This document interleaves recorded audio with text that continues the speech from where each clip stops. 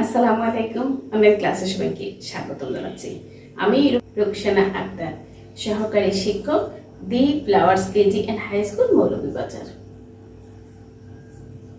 যে যেখান থেকে আজকের এই ক্লাস দেখছেন বা দেখবেন, সবাইকে সালাম, শুভেচ্ছা ও শুভকামনা জানাচ্ছি।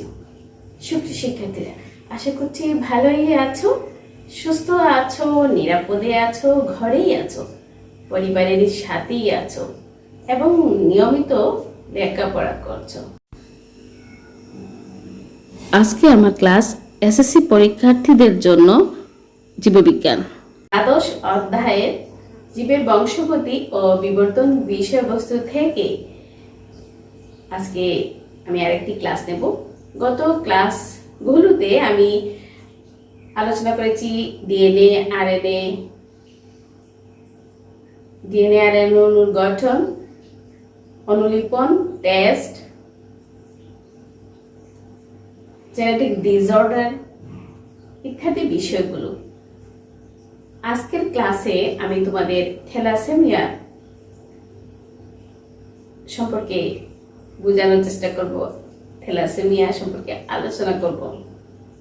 আজকের ক্লাসের শিক্ষণফল থ্যালাসেমিয়া রোগের কারণ, লক্ষণ ও চিকিৎসা সম্পর্কে বর্ণনা করতে পারব। আশা করছি মন দিয়ে ক্লাসের শেষ পর্যন্ত দেখবে। আমার বিদ্যালয়ের শিক্ষার্থী যারা আছো, তোমরা ক্লাস দেখে নিজের নাম ও রোল নম্বর কমেন্টে লিখবে। সুপ্রিয় শিক্ষার্থীরা, দ্বাদশ অধ্যায়ের জীবের বংশগতি ও বিবর্তন বিষয়বস্তু থেকে আমি তোমাদের গত ক্লাসে শুরু করেছিলাম জেনেটিক ডিসঅর্ডার বা বংশগতি ভেদি বা অস্বাভাবিকতা।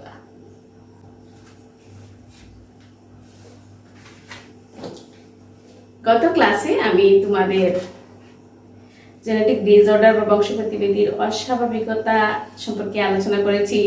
কালার ব্লাইন্ডনেস বা বর্ণান্ধতা সম্পর্কে তোমাদের বোঝানোর চেষ্টা করেছিলাম এবং একটি একক কাজ দিয়েছিলাম। একক কাজ আমাকে অনেকেই করে দিয়েছ, যারা আমার এই কাজ লিখে মেসেঞ্জারে পাঠিয়েছ, সবাইকে ধন্যবাদ জানাচ্ছি। অনেক গুরুত্বপূর্ণ একটি কাজ ছিল এটি। আজকের ক্লাসে আমি থ্যালাসেমিয়া সম্পর্কে তোমাদের বোঝানোর চেষ্টা করব। আশা করছি গুরুত্বপূর্ণ এই বিষয় সম্পর্কে তোমরা ভালো ধারণার জন্য ক্লাসটি মনোযোগ দিয়ে দেখবে এবং বোঝার চেষ্টা করবে, মনে রাখার চেষ্টা করবে। পরীক্ষা পাশের জন্য না, এটা তোমার নিজের জীবনের জন্য কাজে লাগবে। তোমাকে জানা থাকা তোমার জন্য খুবই গুরুত্বপূর্ণ।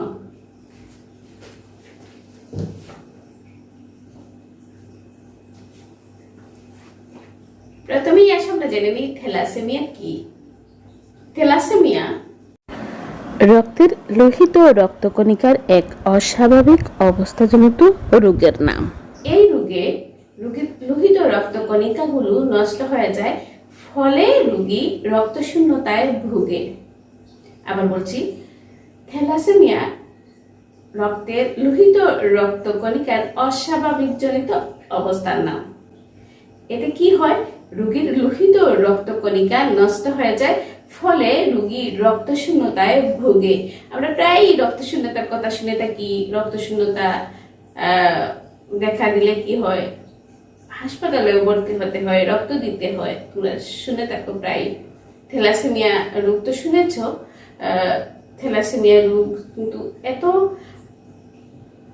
সাধারণ না, খুবই জটিল আকারও হতে পারে। আমরা সে সম্পর্কে ভালোভাবে জানতে চেষ্টা করব, সেজন্য তোমরা ক্লাসটা মনোযোগ দিয়ে দেখবে। এটা শুধু পরীক্ষা ফাঁসের জন্য না, তুমি এটা জেনে রাখাটা খুবই গুরুত্বপূর্ণ। এই রোগ বংশ পরম্পরায় হয়ে থাকে। থ্যালাসেমিয়া বাংলাদেশের প্রেক্ষাপটে একটি গুরুত্বপূর্ণ বংশবাহিত রক্তজনিত সমস্যা।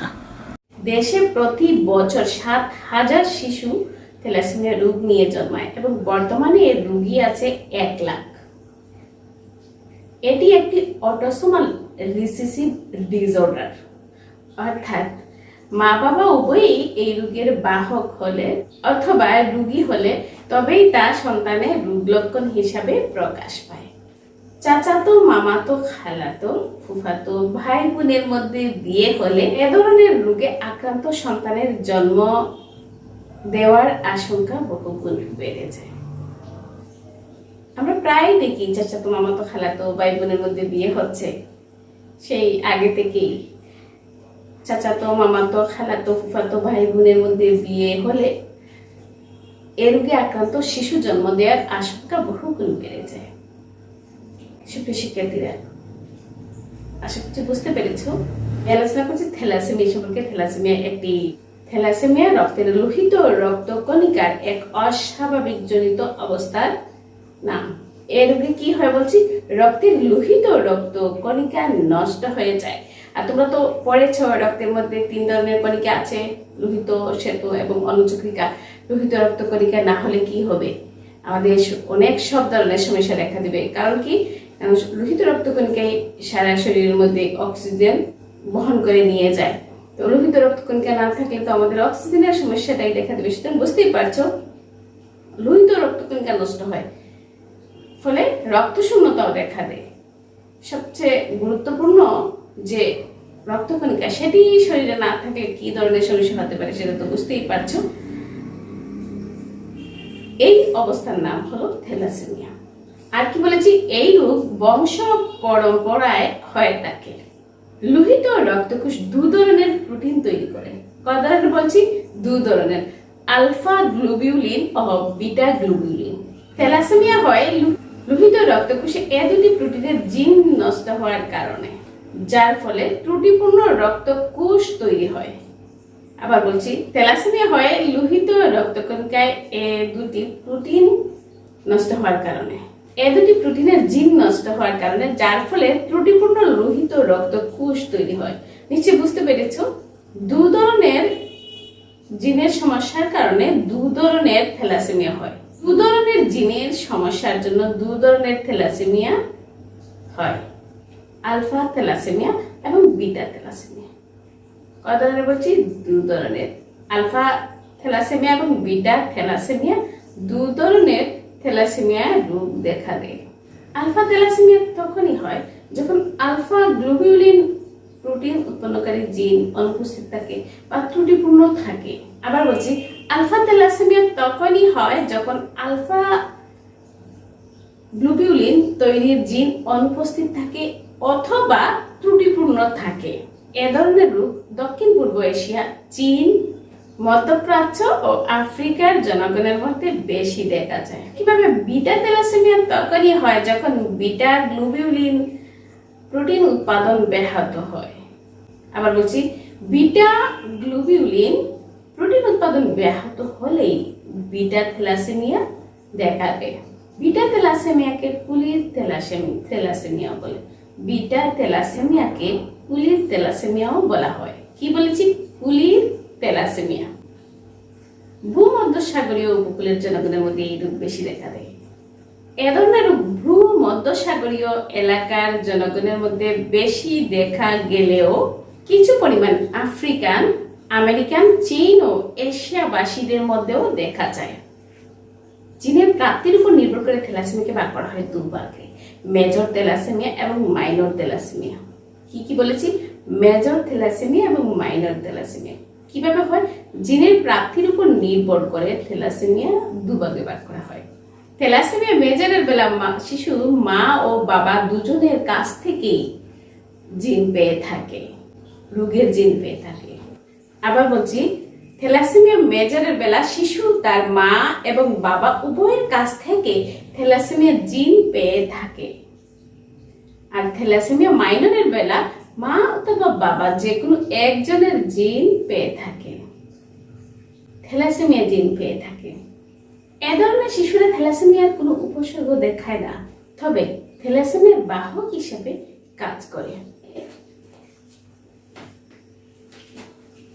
তোমাদের বইয়ে 269 পৃষ্ঠায়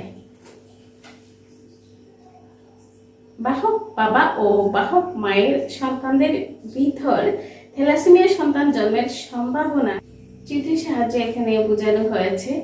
তোমরা মনোযোগ দিয়ে এটি দেখবে। এখানে আমরা দেখছি কি, সুস্থ কিন্তু থ্যালাসেমিয়া রোগের বাহক মা এবং সুস্থ কিন্তু থ্যালাসেমিয়া রোগের বাহক বাবা হলে সন্তানের বেলা কি হয়? থ্যালাসেমিয়া আক্রান্ত শিশু সন্তানের 4 ভাগের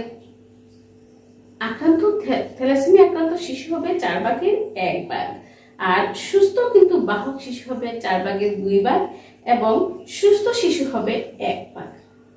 আশা করছি বুঝতে পেরেছো। এখানে যে চিত্রটি দেওয়া আছে আমরা দেখছি এখানে যে সুস্থ কিন্তু বাহক মা মানে থ্যালাসেমিয়া জিনের বাহক মা এবং সুস্থ কিন্তু থ্যালাসেমিয়া রোগের বাহক বাবা, এই দুজনের সন্তানগুলো কিরকম হবে? একজন সুস্থ হবে, একজন আক্রান্ত হবে এবং দুজন হবে বাহক। আশা করছি বুঝতে পেরেছো সুপ্রিয় শিক্ষার্থীরা। লক্ষণ: তীব্র থ্যালাসেমিয়া আক্রান্ত শিশুরা জন্মের আগেই মায়ের পেটেই মৃত্যুবরণ করে। তীব্র থ্যালাসেমিয়ার কারণে জন্মের আগে মায়ের পেটে শিশুর মৃত্যু হয়। থ্যালাসেমিয়া মেজর আক্রান্ত শিশুরা জন্মের প্রথম বছরেই জটিল রক্ত শূন্যতায় ভোগে। এবারে সঙ্গে জেনে নিয়ে চিকিৎসা কিভাবে করতে হয়। সাধারণত নির্দিষ্ট সময় পর পর রক্ত প্রদান এবং বিভিন্ন ঔষধ খাইয়ে এই রোগের চিকিৎসা করা হয়ে থাকে। কি বলেছে? নির্দিষ্ট সময় পর পর রক্ত প্রদান করতে হয় এবং ঔষধ খাইয়ে এই রোগের চিকিৎসা করা হয়। রোগীদের লৌহ সমৃদ্ধ ফল ঔষধ খেতে হয় না, কারণ তা শরীরে জমে গিয়ে বিভিন্ন অঙ্গের ক্ষতি সাধন করে। এছাড়া যকৃৎ নষ্ট হলে জন্ডিস, অগ্নাশয় নষ্ট হলে ডায়াবেটিস ইত্যাদি নানা প্রকার রোগ ও রূপলক্ষণ দেখা দিতে পারে। থ্যালাসেমিয়া রোগীর 30 বছরেরও বেশি বেঁচে থাকার সম্ভাবনা কম যদি এসব সমস্যা একবার দেখা দেয়। সুপ্রিয় শিক্ষার্থীরা, আশা করছি তোমরা বুঝতে পেরেছো। আমি তোমাদের আজকে বোঝানোর চেষ্টা করলাম, আলোচনা করলাম থ্যালাসেমিয়া রোগ সম্পর্কে।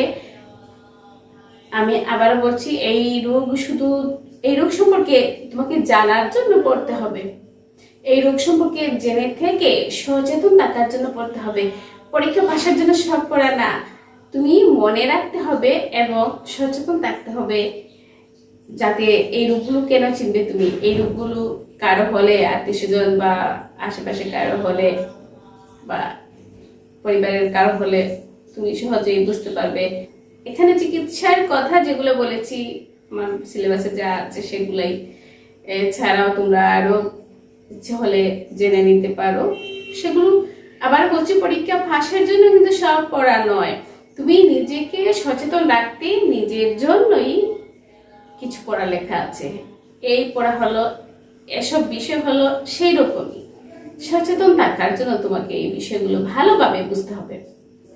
আশা করছি মনোযোগ দিয়ে শুনেছো, দেখেছো ক্লাস এবং বোঝার চেষ্টা করেছো, বুঝেছো। সুপ্রিয় শিক্ষার্থীরা,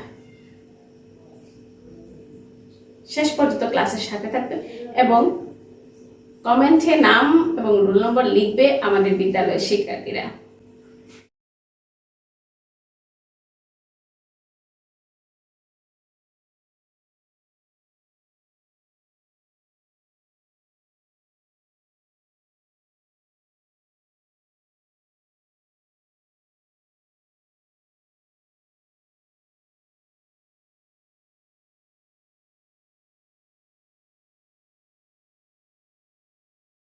আশা করছি সুপ্রিয় শিক্ষার্থীরা তোমরা বুঝতে পেরেছো, ক্লাসটি মনোযোগ দিয়ে দেখেছো, বোঝার চেষ্টা করেছো। বাড়ির কাজ দিয়েছি, লিখে আমার মেসেজের পাঠিয়ে দিবে। সুস্থ থাকবে, ভালো থাকবে, স্বাস্থ্যবিধি মেনে চলবে, বেশি বেশি পানি পান করবে, বারবার হাত ধোয়ার অভ্যাস করে তুলবে। বাইরে বের হবে না, বের হওয়ার খুব প্রয়োজন হলে অবশ্যই মাস্ক ব্যবহার করবে। নিয়মিত লেখাপড়া করবে এবং নিজের পড়ালেখা একটু একটু করে গুছিয়ে রাখবে। সচেতন থাকবে অবশ্যই। ভালো থেকো। আল্লাহ।